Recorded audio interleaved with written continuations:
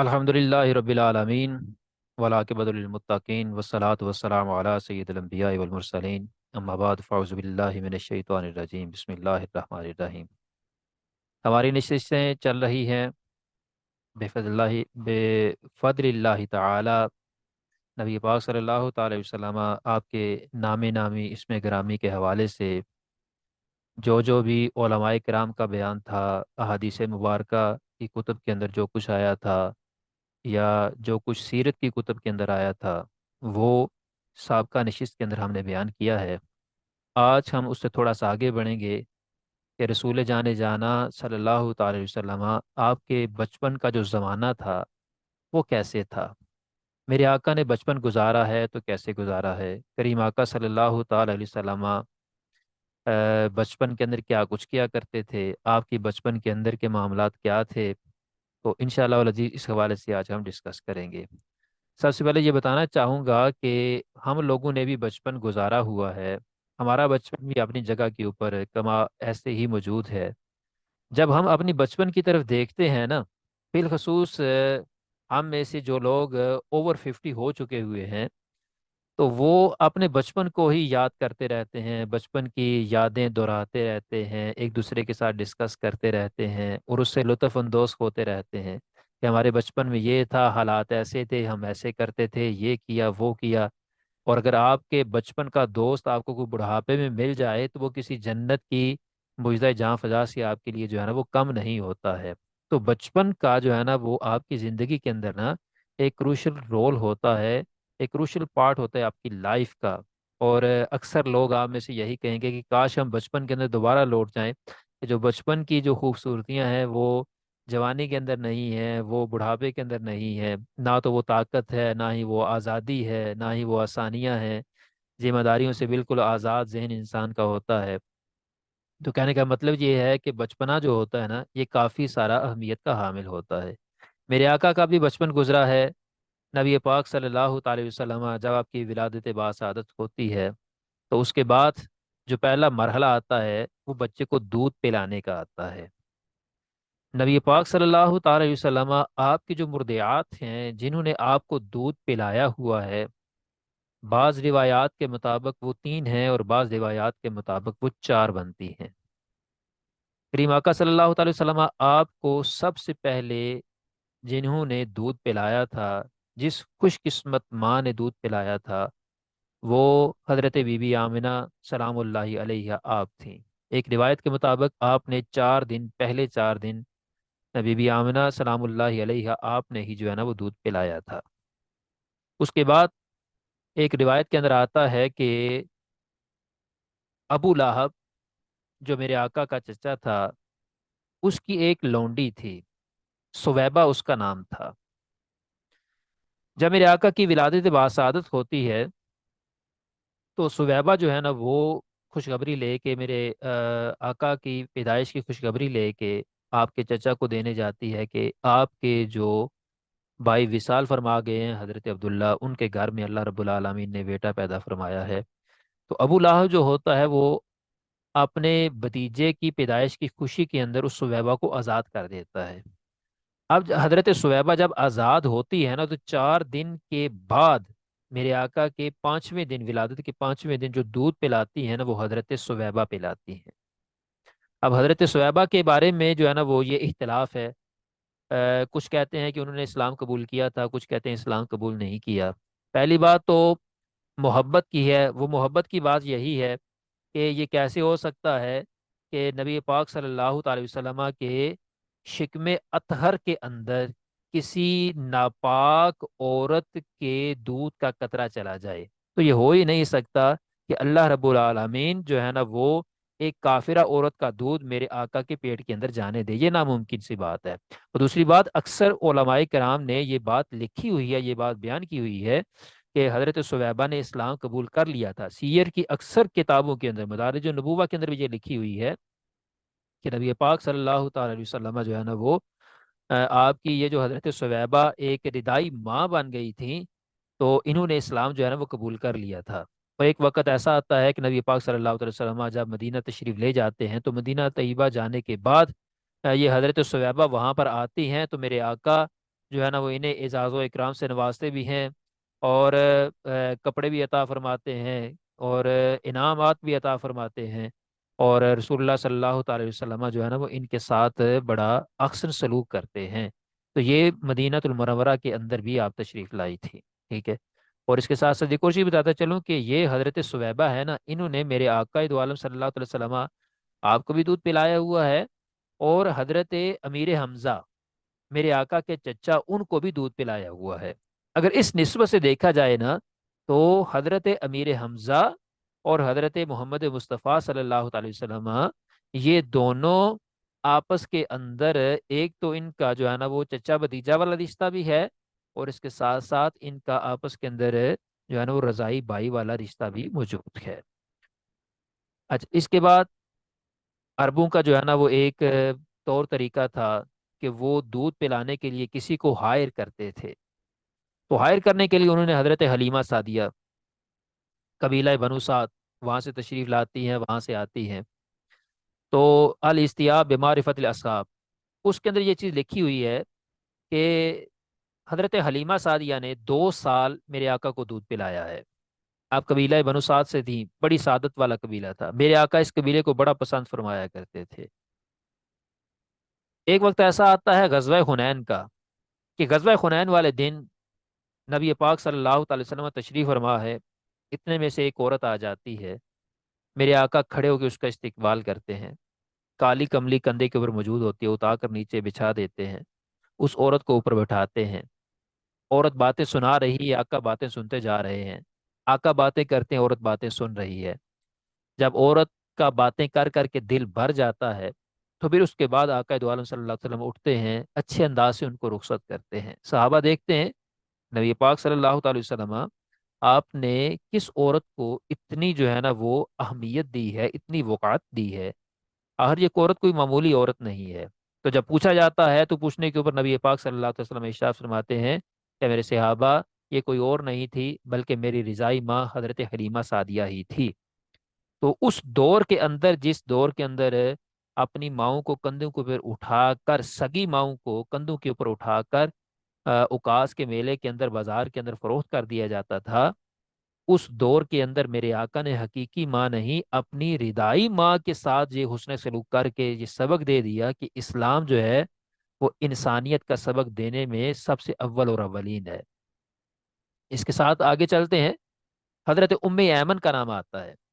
حضرت ام ایمن کے حوالے سے جو ہے نا وہ یہ بات منقول ہے کہ آپ نے نبی پاک صلی اللہ علیہ وسلم کو دودھ پلایا ہے یا نہیں پلایا۔ بعض کے مطابق آپ نے دودھ پلایا ہے حضرت ام ایمن نے، اور بعض کے مطابق آپ نے دودھ جو ہے نا وہ کریم آقا صلی اللہ علیہ وسلم آپ کو نہیں پلایا ہے۔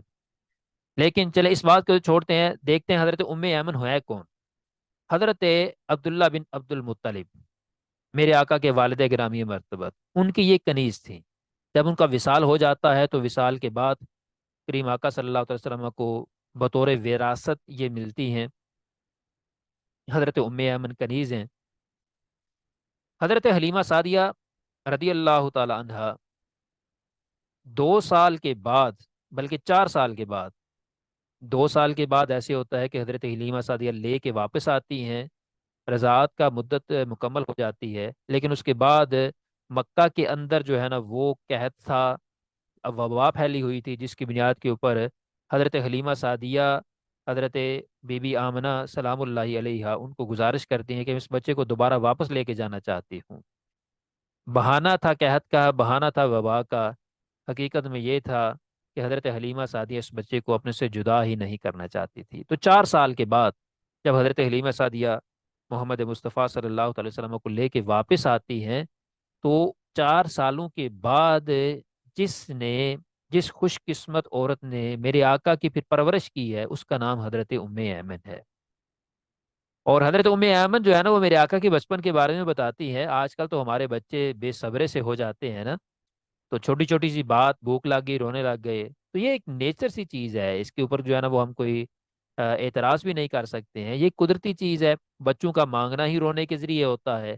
لیکن حضرت ام ایمن یہ بیان فرماتی ہیں کہ نبی پاک صلی اللہ تعالی وسلم نے کبھی بھی بھوک کی شکایت نہیں کی تھی کہ مجھے بھوک لگی ہے، میں نے کچھ کھانا ہے۔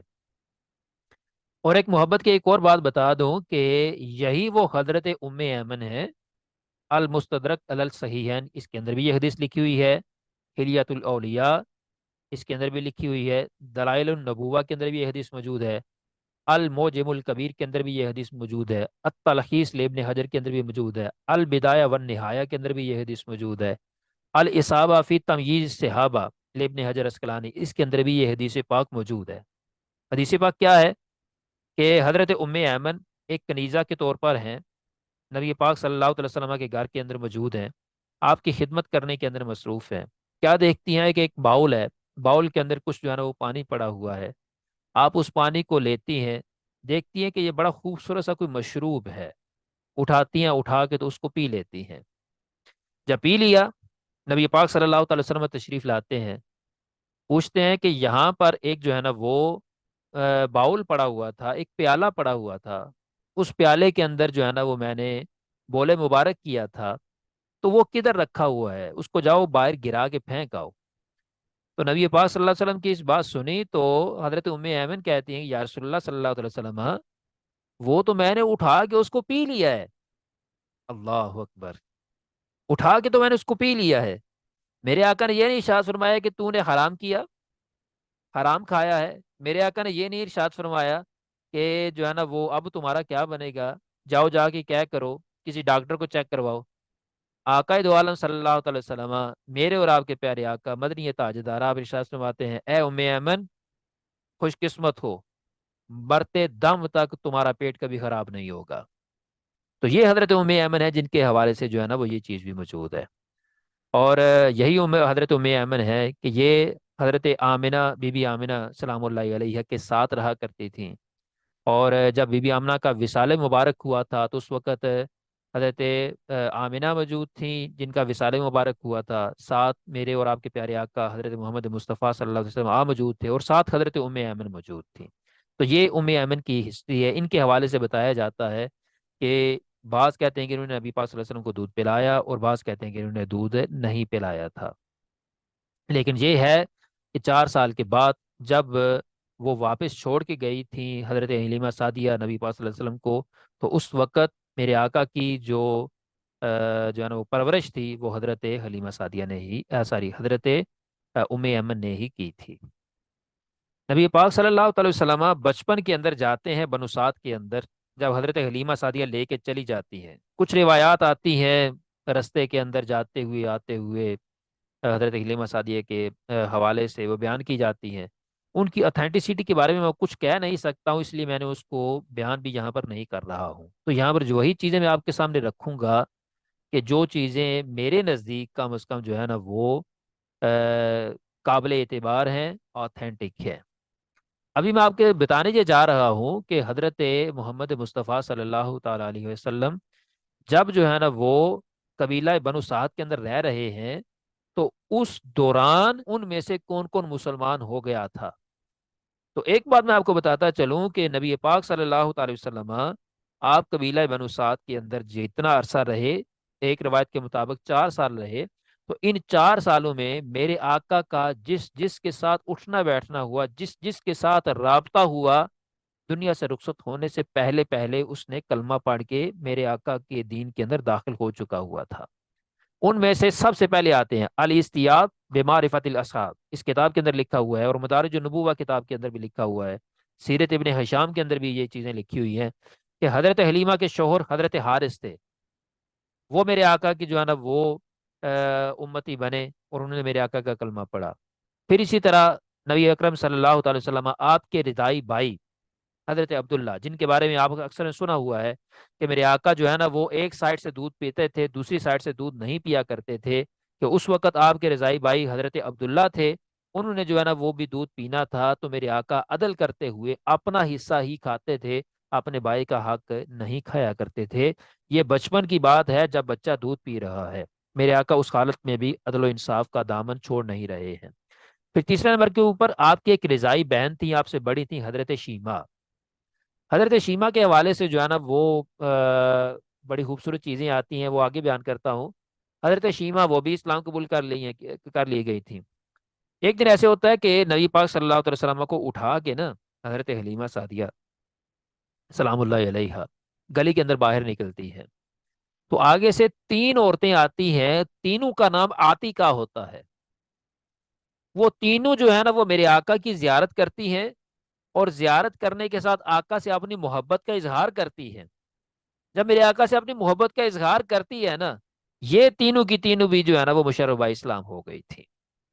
تو حضرت شیمہ کے حوالے سے یہ آتا ہے کہ غزوہ خنین ہوا نا، تو غزوہ خنین کے اندر حضرت شیمہ جو میرے آقا کی رضائی بہن تھی، وہ بھی قیدی بان کے آ جاتی ہے۔ جب قیدی بان کے آتی ہیں تو پتہ چلا کہ محمد نے مجھے قید کیا ہے، بڑی بہن تھی نا، چھوٹے بھائی نے قید کیا ہے مجھے، کیا قید کر کے لے کے آیا ہے۔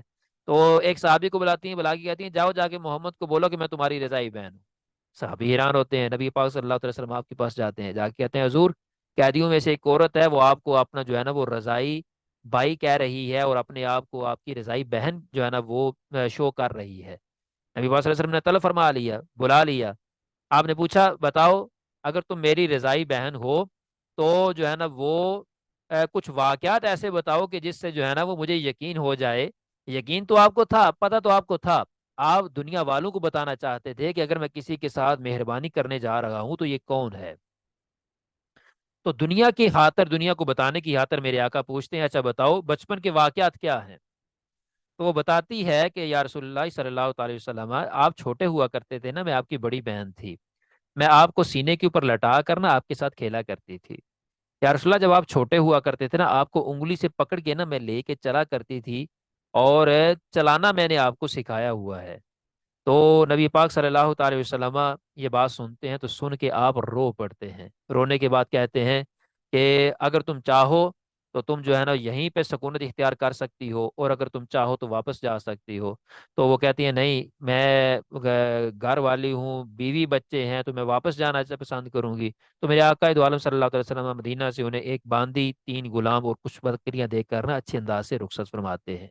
تو یہ آپ کی جو بہن تھی، رضائی بہن، جن کے ساتھ آپ کا بچپنا گزرا ہے، یہ ان کا واقعہ ہے۔ نبی پاک صلی اللہ علیہ وسلم، میں نے جیسے پہلے عرض کیا کہ 2 سال آپ جو ہے نا وہ بنو سعد کے اندر رہے۔ 2 سال کے بعد حضرت حلیمہ سعدیہ واپس لے کے آئیں، لیکن دوبارہ وہ واپس انہیں قبیلہ بنو سعد کے اندر واپس لے آئیں۔ جب دوبارہ میرے آقا کو واپس قبیلہ بنو سعد کے اندر لایا جاتا ہے نا، تو سیرت ابن خشام کے اندر یہ چیز لکھا ہوا ہے، اور ابن اسحاق نے بھی اس کو روایت کیا ہوا ہے کہ نبی پاک صلی اللہ علیہ وسلم اپنے رضائی بھائی جو ہے نا وہ حضرت عبداللہ، ان کے ساتھ کھیل رہے تھے۔ کیا ہوتا ہے کہ حضرت عبداللہ دوڑے دوڑے سانس پھولا ہوا ہے، گھر واپس آتے ہیں، گھر واپس آ کر نا تو اپنے والد محترم اور اپنی والدہ ماجدہ کو یہ بات بیان کرتے ہیں کہ 2 بندے آئے ہیں، وہ محمد کو پکڑ کے لے گئے ہیں، اور انہوں نے محمد کو قتل کر دیا، الیاذ باللہ، انہوں نے محمد کو قتل کر دیا ہے۔ تو حضرت حلیمہ سعدیہ اور ان کے جو ہے نا وہ شوہر حضرت حارث، وہ دونوں بھاگے بھاگے جاتے ہیں، تو کیا دیکھتے ہیں کہ آگے کریم آقا صلی اللہ تعالی وسلم آپ جو ہے نا واپس آ رہے ہوتے ہیں، اور آپ کا جو چہرہ مبارک ہے نا وہ زرد پڑ چکا ہوا ہوتا ہے۔ تو میرے آقا سے پوچھا جاتا ہے کہ یا رسول اللہ، کہ اے محمد آپ کے ساتھ ہوا کیا ہے؟ کہ یہ عبداللہ تو بتا رہا ہے کہ آپ کا جو ہے نا وہ سینہ چاک ہو گیا، آپ کو جو ہے نا وہ قتل کر دیا گیا۔ تو آپ فرماتے ہیں 2 بندے آئے تھے میرے پاس، انہوں نے مجھے پکڑا، پکڑ کے مجھے لٹایا، لٹانے کے بعد میرا سینہ چاک کیا۔ سیرت ابن ہشام اور ابن اسحاق کے ریفرنس کے ساتھ یہ ساری کی ساری چیزیں بیان کر رہا ہوں۔ میرا قلب کو چاک کیا، میرا قلب باہر نکالا، سینہ چاک کیا، سینہ پھر اس کے بعد قلب کو چاک کیا۔ اب قلب کو کاٹا، میرے دل کو کاٹا، اس میں ایک کالے گوشت کا ٹکڑا تھا، اس کو نکال کر نہ باہر پھینک دیا۔ پھر اس کے بعد کیا کیا کہ میرے دل کو اور میرے سینے کو برف کے ساتھ دھویا، دھو کے بالکل پاک اور صاف کر دیا۔ اب وہ دونوں جو آئے ہوئے ساتھی ہیں نا، وہ آپس میں باتیں کر رہے ہیں۔ ایک بات غور کیجئے، کریم آقا صلی اللہ تعالی وسلم، یہ اس وقت کی بات ہو رہی ہے، یہ آپ کی جو ہے نا وہ ہارٹ سرجری ہو رہی ہے، آپ کا جو ہے نا وہ بائی پاس ہو رہا ہے، اور میرے آقا ارشاد فرما رہے ہیں، ساری کی ساری کیفیت بیان فرما رہے ہیں کہ اس طرح میرے دل کو باہر نکالا گیا، دل کو کاٹا گیا، اس کے اندر سے گوشت کا ٹکڑا نکالا گیا، اور دوبارہ رکھ دیا گیا، میرے سینے کو صاف کر دیا گیا، اور پھر وہ اس کے بعد جو دونوں باتیں کر رہے ہیں آقا اس کو بھی بیان فرما رہے ہیں۔ تو عزیز ساتھیوں، پتہ یہ چلا کہ کریم آقا صلی اللہ تعالی وسلم آپ کے جسد اطہر سے دل کو، جس کی بنیاد کے اوپر یہ جسم سارے کا سارا جو ہے نا وہ جسم کا سسٹم چل رہا ہوتا ہے، اگر وہ باہر بھی نکال دیا جائے آقا پھر بھی دیکھ رہے ہوتے ہیں، سن رہے ہوتے ہیں اور سمجھ بھی رہے ہوتے ہیں۔ تو میرے آقا آپ کا سننا، آپ کا سمجھنا، آپ کا دیکھنا، یہ اس چیز کا محتاج نہیں کہ آپ کے جو ظاہری جو دل ہے اس کی دھڑکن چل رہی ہے کہ نہیں چل رہی ہے۔ وہ دونوں باتیں کیا کر رہے ہیں؟ ایک ساتھی دوسرے ساتھی سے کہتا ہے کہ یہ جو شخصیت ہیں ان کو ترازو کے ایک پلڑے میں رکھو اور ان کی امت کے نا 10 لوگوں کو دوسرے پلڑے میں رکھو۔ ایسے کیا جاتا ہے تو میرے آقا کا پلڑا بھاری ہو جاتا ہے۔ پھر وہ کہتا ہے کہ اچھا ایسا کرو، 10 کی بجائے 1000 لوگوں کو ایک پلڑے میں رکھو، میرے آقا کو دوسرے پلڑے میں رکھو۔ میرے آقا کا وزن پھر بھی بڑھ جاتا ہے۔ جب اس طرح ہوتا ہے نا تو وہ کہتے ہیں کہ انہیں چھوڑ دو، اللہ کی قسم اگر تم انہیں ان کی ساری امت سے بھی تولو گے نا پھر بھی ان کا وزن امت سے بھاری ہو جائے گا۔ تو اب لوگ کیسے کہہ سکتے ہیں کہ نبی ہمارے جیسے کھانے پینے والے ہیں، نبی ہمارے جیسے باتیں کرنے والے ہیں، نبی ہمارے جیسے ہی ہیں؟ تو یہ چیز جو ہے نا وہ لا محالہ ہے جو بیان کی جاتی ہے۔ تو واقعہ شک صدر جب ہوا ہے نا تو اس کے بعد حضرت حلیمہ سعدیہ اور حضرت حارث ڈر جاتے ہیں کہ یہ بچہ کوئی معمولی بچہ نہیں ہے، بچہ کوئی خاص بچہ ہے، کہیں ایسا نہ ہو اس کے ساتھ کوئی مسئلہ بن جائے۔ تو وہ ایسے کرتے ہیں کہ ان کو اٹھا کے نا تو وہ کہتے ہیں ان کو واپس مکہ کے اندر چھوڑ آتے ہیں۔ مدار النبوہ کے اندر لکھا ہوا ہے کہ جب حضرت حلیمہ سعدیہ اور حضرت حارث نبی پاک صلی اللہ علیہ وسلم کو لیتے ہیں، لینے کے بعد جو ہے نا وہ واپس جا رہے ہوتے ہیں مکہ چھوڑنے کے لیے، تو میرے آقا دو عالم صلی اللہ علیہ وسلم رستے کے اندر گم ہو جاتے ہیں۔ رستے کے اندر گم ہو جاتے ہیں، بڑا تلاش کیا جاتا ہے نہیں ملتے، بڑا تلاش کیا جاتا ہے نہیں ملتے۔ روایات مختلف کے اندر آئی ہیں لیکن میں اس چیز کو شارٹ کرتا ہوں کیونکہ آگے بھی ہم نے بڑھنا ہے۔ تو نبی پاک صلی اللہ علیہ وسلم ایک جو ہے نا وہ درخت کے نیچے سے مل جاتے ہیں، آقا کو لایا جاتا ہے، مکہ کے اندر چھوڑا جاتا ہے، حضرت ام ایمن کے حوالے کر دیا جاتا ہے، آپ کی والدہ آپ کے دادا حضرت عبد المطلب کے حوالے کر دیا جاتا ہے۔ اب کچھ وقت گزرتا ہے تو حضرت بی بی آمنہ رضی اللہ تعالی عنہا اپنے بیٹے محمد مصطفیٰ صلی اللہ تعالی وسلم ان کو لیتی ہیں، لے کر نا تو وہ مدینہ منورہ کے اندر چلی جاتی ہیں۔ مدینہ منورہ کے اندر کیوں گئی ہیں؟ کہ میرے آقا کے والد گرامی مرتبت آپ کی جو ہے نا وہ قبر انور مدینہ المنورہ کے اندر ہی موجود تھی۔ تو اپنے جو ہے نا وہ شوہر اور اپنے بچے کے باپ کی قبر کے اوپر جو ہے نا وہ حاضری دینے کے لیے میرے آقا کو وہ ساتھ لیتی ہے۔ جب میرے آقا کو ساتھ لیتی ہے نا تو اس وقت نبی پاک صلی اللہ علیہ وسلم کی عمر 5 سال تھی۔ اب ایک روایت کے اندر آتا ہے کہ وہاں پر حضرت آمنہ سلام اللہ علیہا نے اپنے بیٹے کے ساتھ مدینہ میں 1 مہینہ قیام کیا ہے۔ ہم لوگ نے سنا ہوا ہے کہ میرے آقا مدینہ کے اندر آئے تھے تو ہجرت کے بعد آئے تھے، نہیں، میرے آقا جب 5 برس کے تھے تو اس وقت بھی میرے آقا مدینہ آئے تھے، اور مدینہ آنے کے بعد میرے آقا نے یہاں پر جو ہے نا وہ قیام بھی کیا ہوا ہے۔ اب مدینہ کے اندر جو حالات ہیں، میرے آقا 5 برس کے چھوٹے سے بچے ہیں، تو 1 مہینہ آپ کا یہاں پر قیام ہے، تو مدینہ کے اندر آپ کا جو پسندیدہ جو کھیل ہوا کرتی تھی نا وہ پرندوں کو اڑانا ہوتا تھا۔ جہاں پر پرندے بیٹھے ہوتے تھے نا میرے آقا بھاگتے تھے، بھاگ کے ان کو اڑایا کرتے تھے۔ تو میرے آقا کا یہ پسندیدہ جو ہے نا وہ کھیل ہوا کرتا تھا۔ اور مدینہ کے اندر ایک بچی تھی، انیسا اس کا نام تھا، انیسا نامی بچی کے ساتھ میرے آقا جو ہے نا وہ اس وقت اپنے بچپن کے اندر نا 1 مہینہ جو ہے نا وہ کھیلے ہیں۔ تو یہ چیزیں ہمیں روایات کے اندر ملتی ہیں۔ حضرت عبداللہ بن عباس سے مروی ہے، حضرت عبداللہ بن عباس کہتے ہیں کہ جب نبی پاک صلی اللہ تعالی وسلم اپنی والدہ ماجدہ کے ساتھ جو ہے نا وہ مدینہ کے اندر 1 مہینہ رہے نا، تو اس کے بعد جب میرے آقا کریم آقا صلی اللہ تعالی وسلم نے آپ نے ریاست مدینہ قائم کی، ہجرت مدینہ کے بعد جب آپ مدینہ کے اندر رہے نا، تو جب بھی آپ اس مکان کو دیکھتے نا جس میں سیدہ آمنہ سلام اللہ علیہ نے اقامت اختیار فرمائی تھی، تو آپ فرماتے ہیں کہ اس مکان میں میری والدہ نے قیام فرمایا تھا۔ اور آنے جانے والے یہودی، یہ میرے آقا بشارت سنا رہے ہیں، کہتے ہیں کہ آنے جانے والے یہودی اس وقت جب میں 5 سال کا تھا، مدینے کے یہودی میری طرف دیکھ کے کہا کرتے تھے یہ اس امت کا نبی ہے اور یہ شہر مدینہ اس کا مقام ہجرت بنے گا۔ اور اے میرے صحابہ مجھے وہ سب باتیں مجھے آج بھی یاد ہے۔ تو نبی پاک صلی اللہ تعالی وسلم آپ کے حوالے سے جو ہے نا وہ امام زہری نے ایک روایت لکھی ہوئی ہے، وہ اس کے اندر حضرت اسما بیان کر رہی ہیں کہ نبی پاک صلی اللہ تعالی وسلم حضرت آمنہ کے ساتھ مدینہ سے واپس مکہ کی طرف آ رہے ہیں، تو رستے کے اندر جو ہے نا وہ ابوا کا مقام ہے، اور ایک روایت کے مطابق ایک دوسرا مقام ہے، لیکن زیادہ مشہور روایت یہی ہے کہ ابوا کا مقام ایسے آتا ہے کہ جہاں پر آپ کی والدہ ماجدہ حضرت آمنہ رضی اللہ تعالیٰ عنہ آپ کا وصال مبارک ہو جاتا ہے۔ میرے آقا کی عمر 5 سال ہے، حضرت ام ایمن آپ کے پاس موجود ہیں۔ حضرت ام ایمن بذات خود بیان کرتی ہیں کہ جب حضرت بی بی آمنہ کا وصال مبارک ہو جاتا ہے تو میرے آقا اتنا روتے ہیں، اتنا روتے ہیں، اتنا روتے ہیں کہ میں ان کو اپنے سینے سے لگا کے خاموش کرتی ہوں۔ پھر حضرت ام ایمن اور حضرت اسماء یہ دو ہیں، یہ کہتی ہیں کہ ہم نبی پاک صلی اللہ علیہ وسلم کو واپس پھر مکہ کے اندر لے کے آتے ہیں اور حضرت عبد المطلب کے حوالے کر دیتے ہیں۔ اب کفالت جو ہے نا وہ حضرت عبد المطلب کے حصے کے اندر آ جاتی ہے۔ حساس الکبریٰ کے اندر لکھا ہوا ہے کہ حضرت عبد المطلب جو آپ کے دادا ہیں وہ ہر وقت آپ کو ساتھ رکھا کرتے تھے۔ حضرت عبد المطلب جو ہے نا وہ اپنے قبیلہ کے جو ہے نا وہ سردار تھے، تو اونچی مسرت کے اوپر بیٹھتے تھے۔ جب اونچی مسرت کے اوپر بیٹھتے تو اپنے بچے حضرت محمد مصطفیٰ صلی اللہ علیہ وسلم کو بھی ساتھ بٹھاتے تھے یا اپنی جگہ کے اوپر ان کو بٹھا دیتے تھے۔ لوگ اکثر کہتے ہیں کہ یہ بچے کو کیوں بٹھایا ہوا ہے، تو آپ فرماتے ہیں کہ میرے فرزند کو چھوڑ دو، اس کو اس مسند کے اوپر بیٹھنے دو کہ اس کے اندر ایک خاص قسم کی شرافت اور بزرگی میں محسوس کرتا ہوں، اور میں امید رکھتا ہوں کہ ایک دن ایسا آئے گا کہ جب یہ میرا بچہ تمام عرب کا سردار بنے گا۔ تو حضرت عبد المطلب کے ساتھ زندگی گزری ہے۔ حضرت عبد المطلب نے جو ہے نا وہ 5 سال کی عمر سے میرے آقا کی جو ہے نا وہ پرورش کرنا شروع کی۔ پھر اس کے بعد 8 سال کی عمر تک، جب میرے آقا کی عمر 8 سال ہوتی ہے تو 8 سال کی عمر کے اندر حضرت عبد المطلب کی جو ہے نا وہ عمر ہو جاتی ہے 120 سال۔ تو 120 سال کے اندر ایک روایت کے مطابق 110 سال ہے، ایک روایت کے مطابق 120 سال ہے۔ تو ان دونوں روایات کے مطابق 10 ہو یا 20 ہو، حضرت عبد المطلب وصال فرما جاتے ہیں۔ میرے آقا کی عمر 8 سال ہے۔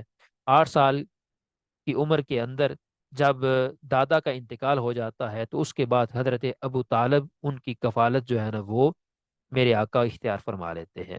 اب یہاں پر مورخین نے لکھا ہوا ہے کہ جو حضرت ابو طالب کی کفالت ہے نا، اس کفالت کے حوالے سے کہ اس وقت میرے آقا کے 2 حقیقی چچا جو ہے نا وہ زندہ تھے۔ ان میں سے ایک زبیر بن عبد المطلب تھے اور دوسرے ابو طالب بن عبد المطلب تھے۔ یہ دو میرے آقا کے چچا تھے۔ تو چونکہ میرے آقا کے والد گرامی مرتبت حضرت عبداللہ کا اور حضرت ابو طالب کا، ان دو بھائیوں کی آپس کے اندر قربت زیادہ تھی، محبت زیادہ تھی۔ تو ہوتا ہے کہ جو ہے نا وہ 5-6 بہن بھائی ہیں، تو کوئی سے 2 بہن بھائیوں کا آپس کے اندر جو ہے نا وہ تعلق، محبت اور ان کی کیمسٹری جو ہے نا وہ زیادہ آپس کے اندر کلوز ہوتی ہے۔ تو اسی طرح حضرت عبداللہ اور حضرت ابو طالب، ان دونوں کی کیمسٹری آپس کے اندر کلوز تھی، یہ آپس کے اندر ان کی محبت زیادہ تھی۔ تو اسی وجہ سے نبی پاک صلی اللہ علیہ وسلم آپ نے خود اختیار فرمایا تھا کہ میں حضرت ابو طالب ان کے پاس جو ہے نا وہ رہنا چاہتا ہوں۔ اس وقت آپ کی عمر جو ہے نا وہ 8 سال ہے۔ بعض نے کہا 9 سال، بعض نے کہا 10 سال، بعض نے کہا 6 سال، لیکن جو مستند روایت ہے وہ یہی ہے کہ اس وقت آپ کی عمر جو ہے نا وہ 8 سال تھی۔ حضرت ابو طالب آپ جو ہے نا وہ بڑی ہی محبت فرمایا کرتے تھے نبی پاک صلی اللہ علیہ وسلم۔ جب تک آپ موجود نہ ہوتے حضرت ابو طالب کھانا بھی نہیں کھاتے تھے۔ اپنے بستر مبارک کے اوپر نبی پاک صلی اللہ علیہ وسلم داہنے پہلو میں بچھاتے تھے اور خود بائیں پہلو کے اندر جو ہے نا وہ لیٹتے تھے حضرت ابو طالب۔ گھر کے اندر، گھر کے باہر ہمیشہ نبی پاک صلی اللہ علیہ وسلم کو اپنے ساتھ رکھتے، اور حضرت ابو طالب نے میرے آقا کی مدح و ثنا کے اندر نا کچھ اشعار بولے ہیں، کچھ اشعار کہے ہیں۔ ان اشعار 80 سے زیادہ اشعار ہیں، اور ان اشعار کے اندر جو ہے نا وہ ایک قصہ لکھا گیا ہے، ایک قصہ بیان کیا ہے حضرت ابو طالب نے۔ اشعار سارے عربی کے اندر ہے، وہ میں مختصر کرتا ہوں۔ قصہ کیا بیان ہوا ہے کہ نبی پاک صلی اللہ علیہ وسلم بچے تھے تو مکہ کے اندر قحط پڑ جاتا ہے۔ قحط پڑتا ہے تو لوگ اکٹھے ہو کے آتے ہیں، آ کر جو ہے نا وہ کہتے ہیں کہ ابو طالب کے پاس آتے ہیں کہ آپ دعا کریں، کعبہ کی تولیت آپ کے حوالے ہے، اللہ پاک بارش عطا فرمائے۔ تو حضرت ابو طالب کہتے ہیں کہ اس وقت جب دعا کا وقت آیا تھا تو سارے کے سارے مکہ والے اکٹھے ہو کے میرے آقا کے پاس آئے۔ میرے آقا نے بچپن کے اندر ہی ہاتھ اٹھا کے دعا کی، اللہ نے بارش کا نزول فرمانا شروع کر دیا۔ اب حضرت ابو طالب نے یہ جو قصیدہ لکھا ہے نا، 80 اشعار کے اوپر مشتمل ہے، اب یہ قصیدہ انہوں نے میرے آقا کے اعلان نبوت کے بعد لکھا ہے، اور یہ اس لیے لکھا ہے کہ اس کے اندر حضرت ابو طالب جتنے بھی اہل مکہ تھے ان کو یہ یاد دلا رہے ہیں کہ یاد کرو کہ اس بچے کی برکت سے تمہیں بارش ملی تھی، تمہارا قحط دور ہوا تھا، آج تم کیسے اس بچے کی دعوت کا انکار کر سکتے ہو یا اس کو جھوٹا تم کہہ سکتے ہو؟ تو اس اشعار کے اندر یہ لکھا ہوا ہے۔ یہاں پر ایک بہت ہی اہم ٹاپک ہے، میں تھوڑی سی اس کے اوپر روشنی ڈالنا چاہتا ہوں، وہ ہے ایمان ابی طالب۔ حضرت ابو طالب دنیا سے رخصت ہوئے مسلمان تھے یا نان مسلم تھے؟ اس پوائنٹ کو لے کر نا پوری کی پوری امت مسلمہ دو دڑوں کے اندر تقسیم ہے۔ صرف عوام نے، خواص بھی اس مسئلے کے اوپر جو ہے نا وہ ڈیوائیڈ ہیں، آدھے لائن کے اس طرف ہیں، آدھے لائن کے اس طرف ہیں۔ جید علماء کرام، جید محدثین بھی آپس کے اندر ہمیں ڈیوائیڈ نظر آتے ہیں۔ بعض کے نزدیک حضرت ابو طالب مسلمان ہو چکے ہوئے تھے، بعض کے نزدیک مسلمان نہیں ہو چکے ہوئے تھے۔ ہم اس بحث کے اندر نہیں جاتے۔ میں اس مقام کے اوپر یہ پوائنٹ آف ویو اپنا رکھتا ہوتا ہوں، اکثر رکھتا ہوں کہ حضرت ابو طالب مسلمان ہیں یا نہیں ہیں، قیامت والے دن ہم سے سوال نہیں ہوگا۔ میرے آقا نے ارشاد فرمایا من حسن اسلام المرء ترکہ لا یعنی، کہ اسلام، آدمی کے اسلام کا حسن یہ ہے کہ وہ اس کام کو چھوڑ دے جس کے ساتھ اس کا کوئی واسطہ نہیں ہے۔ تو یہ جو ایک بحث ایسی ہے کہ حضرت ابو طالب مسلمان ہیں یا نہیں ہیں، اس کے اوپر نہ تو ہمارے ایمان کا دار و مدار ہے، اور نہ ہی کل قیامت والے دن یہ چیز ہم سے پوچھی جانی ہے۔ نبی پاک صلی اللہ علیہ وسلم کے والدین ہوں، جمہور علماء کرام کا یہ موقف ہے کہ آپ مسلمان تھے۔ میرے آقا کے آباء و اجداد ہوں، جمہور علماء کرام کا موقف ہے کہ وہ مسلمان تھے۔ حضرت ابو طالب کے اوپر آ کر نہ امت ڈیوائیڈ ہو جاتی ہے، امت تقسیم ہو جاتی ہے۔ تو میں یہاں پر یہ کہا کرتا ہوں کہ اس بات کے بارے میں چونکہ ہم سے سوال ہی نہیں کیا جانا، لہٰذا اس کے بارے میں بحث کرنا ہی فضول ہے۔ اس کے بارے میں بات ہی نہیں کرنی چاہیے، بات ہی نہیں کرنی چاہیے کہ کیا آیا وہ مسلمان تھے یا نہیں تھے۔ وہ مسلمان ہیں، اس کی بنیاد کے اوپر ان کو مسلمان ماننے والوں کو ہم دائرہ اسلام سے خارج نہیں قرار دے سکتے۔ وہ مسلمان نہیں تھے اگر کوئی یہ کہتا ہے تو اس کی بنیاد کے اوپر بھی ہم انہیں دائرہ اسلام سے خارج قرار نہیں دے سکتے۔ ٹھیک ہے، تو یہ بحث ایسی ہے کہ اس سے اجتناب کرنا چاہیے، کیونکہ اس کا ہمارے ایمان کے ساتھ، ہمارے عقیدے کے ساتھ کوئی تعلق نہیں ہے، اور نہ ہی کل قیامت والے دن ہمیں اس کے حوالے سے جو ہے نا وہ کچھ سوال کیا جائے گا۔ ٹھیک ہے، تو میں یہ اکثر کہا کرتا ہوں کہ اس بحث سے جو ہے نا وہ اوائڈ کرنا ہی بہتر ہے۔ نبی پاک صلی اللہ علیہ وسلم کا بچپن کے اندر مشغلہ کیا تھا، ہابی کیا تھی؟ آپ کا مشغلہ، آپ کی ہابی یہ تھی کہ آپ بکریاں چرایا کرتے تھے۔ بکریاں چرانا میرے آقا کی سنت ہے۔ بکریاں ایک ایسا مال ہے، ایک ایسا جانور ہے، میرے آقا کو اس بکریوں سے بڑی محبت ہے۔ تو جہاں کہیں بھی آپ کو کوئی بکری نظر آئے نا، میرے آقا کی سنت سمجھتے ہوئے نا اس جانور سے آپ پیار ضرور کیجئے گا۔ حدیث مبارکہ کے اندر آتا ہے، میرے آقا ارشاد فرماتے ہیں ایک زمانہ آئے گا، بڑا خوفناک زمانہ ہوگا، فتنوں کا دور ہوگا، لوگ چاہیں گے کہ بکریاں لیں، پہاڑ کے اوپر چلے جائیں، اپنا ایمان بچا لیں۔ بندوں کے اندر رہیں گے تو ان کا ایمان بچنے نہیں پائے گا۔ اور اگر میں سوچوں تو آج وہ زمانہ آ چکا ہوا ہے، آج لوگوں کے اندر رہ کے اپنے ایمان کی حفاظت کرنا ہمارے لیے بڑا مشکل ہو چکا ہوا ہے۔ آج وہ جو حدیث پاک کے الفاظ دیکھتا ہوں تو مجھے لگتا ہے کہ آج وہ زمانہ آ گیا ہے کہ اگر آپ نے اپنا ایمان بچانا ہے تو آپ کو پہاڑوں کے اوپر جانا پڑے گا۔ لیکن اللہ رب العالمین، اولیاء کاملین جو ساری رات محنت کرتے ہیں، محنت کرنے کے بعد ہمارے لیے پھر بھی کچھ نہ کچھ سامان مہیا کر دیتے ہیں ہدایت کا، اور ان کے صدقے سے یہ دنیا آگے چل رہی ہے، نظام آگے چل رہا ہے، لوگ اسلام کے اوپر آج بھی قائم ہیں، انہی اولیاء کی برکت کے ساتھ جو ہے نا وہ اسلام کے اوپر قائم ہیں۔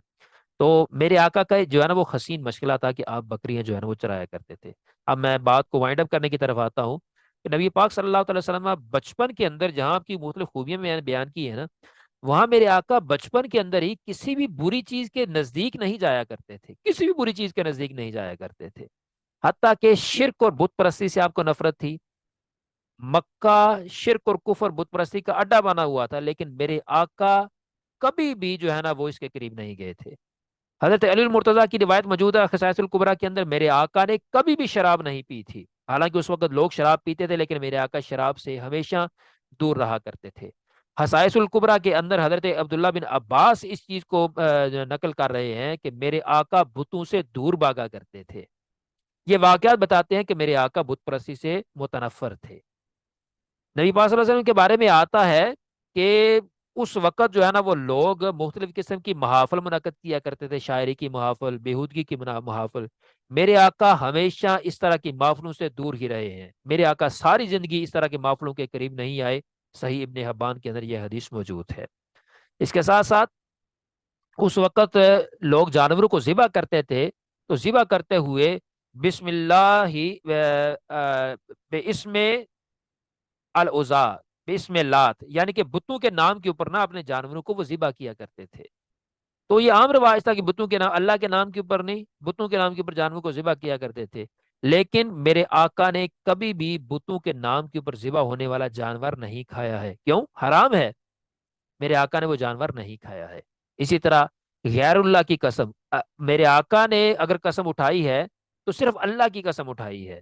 یہ روایات جتنی بھی ملتی ہیں بچپن کے اندر، یہ بچپن کی بات ہو رہی ہے، دلائل نبوہ کو لے لیں، السیرت النبویہ کو لے لیں، طبقات ابن سعد کو لے لیں، اس کے اندر یہ چیزیں لکھی ہوئی ہیں کہ میرے آقا نے جب بھی قسم اٹھائی ہے تو اللہ کی قسم اٹھائی ہے۔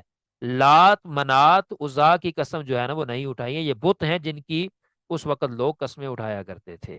اس کے ساتھ ساتھ میرے آقا کی حیا کا مقام دیکھے کہ ایک وقت ایسا آتا ہے کہ حضرت عبد المطلب جو ہے نا وہ کوئی کام کے اندر مصروف ہوتے ہیں، پتھر اٹھانے ہوتے ہیں، تو بچے ہوتے ہیں نا، بچے اکٹھے ہوتے ہیں، تو بچے جو ہے نا وہ اپنا اظہار یعنی کہ اپنے ستر جیز کو ڈانپا ہوا جو چادر ہوتی ہے، چادر کو اتارتے ہیں، بچے ہوتے ہیں، اتار کے نا تو اس کے اندر جو ہے نا وہ کنکر ڈالتے ہیں، اس کے اندر روڑے ڈالتے ہیں، روڑے ڈال کے نا تو جو تعمیر کا کام ہو رہا ہوتا ہے اس میں حضرت عبد المطلب کی مدد کرتے ہیں۔ نبی پاک صلی اللہ علیہ وسلم کو آپ کو حضرت عباس، آپ کے چچا، آپ کہتے ہیں کہ بیٹا آپ ہی اپنی ازار کھولو اور اس کے اندر پتھر ڈالو، اور پتھر ڈال کر جو ہے نا وہ آپ ہمارے ساتھ مدد کرو۔ اتنا بات سننے کی دیر ہوتی ہے میرے آقا بے ہوش ہو جاتے ہیں۔ بخاری شریف کا یہ حدیث میں آپ کے سامنے بیان کر رہا ہوں، آقا بے ہوش ہو جاتے ہیں۔ آقا کی حیا اس قدر تھی کہ بچپنا جس کے اندر اس چیز کو بالکل بھی آج بھی معیوب نہیں سمجھا جاتا، اس وقت بھی بے پردہ ہونے کو آقا ناپسند فرمایا کرتے تھے۔ ٹھیک ہے، تو یہ بات میری مکمل ہو گئی ہے کریم آقا صلی اللہ علیہ وسلم کا شارٹ سا جو ہے نا وہ ایک تعارف میں نے آپ کے سامنے رکھا ہے کہ میرے آقا کا بچپن گزرا ہے تو کیسے گزرا ہے۔ ابھی عمل کی طرف آتے ہیں۔ سابقہ روایت کے مطابق جو ہے نا وہ آج بھی میں ایک چیز آپ کے سامنے رکھتا ہوں، بتانا میرا کام ہے، عمل کرنا نہ کرنا جو ہے نا یہ آپ کی مرضی ہے، ہدایت خدا دیتا ہے، ہمارا کام صرف ابلاغ ہوتا ہے۔ نبی پاک صلی اللہ علیہ وسلم، آپ کی ایک سنت مبارکہ ہے کہ جب بھی میرے آقا جوتا پہنا کرتے تھے، ٹھیک ہے، اپنے جوڑے مبارک پہنا کرتے تھے، تو دایاں پاؤں جو ہے نا وہ پہلے پہنتے تھے، بایاں پاؤں بعد میں پہنتے تھے۔ رائٹ فٹ پہلے پہنتے تھے، لیفٹ فٹ بعد میں پہنتے تھے۔ اور جب آقا دو عالم صلی اللہ علیہ وسلم جوتا اتارا کرتے تھے نا تو لیفٹ فٹ پہلے باہر نکالتے تھے، رائٹ فٹ بعد میں باہر نکالتے تھے۔ تو ہم جوتے پہننا، جوتے اتارنا یہ دن میں کئی دفعہ ہم کرتے ہیں۔ تو جتنی دفعہ ہم کریں اتنی دفعہ اگر اس سنت کے اوپر عمل کرتے ہیں نا تو ہر سنت کے اوپر عمل کرنے کا ثواب آپ کے نامہ اعمال میں بار بار لکھا جا رہا ہوتا ہے۔ تو آج کا سبق یہ ہے کہ جوتا اتارنا ہے تو رائٹ سائڈ لیفٹ سائڈ سے شروع کرنا ہے، جوتا پہننا ہے تو رائٹ سائڈ سے شروع کرنا ہے۔ اللہ عمل کی توفیق عطا فرمائے۔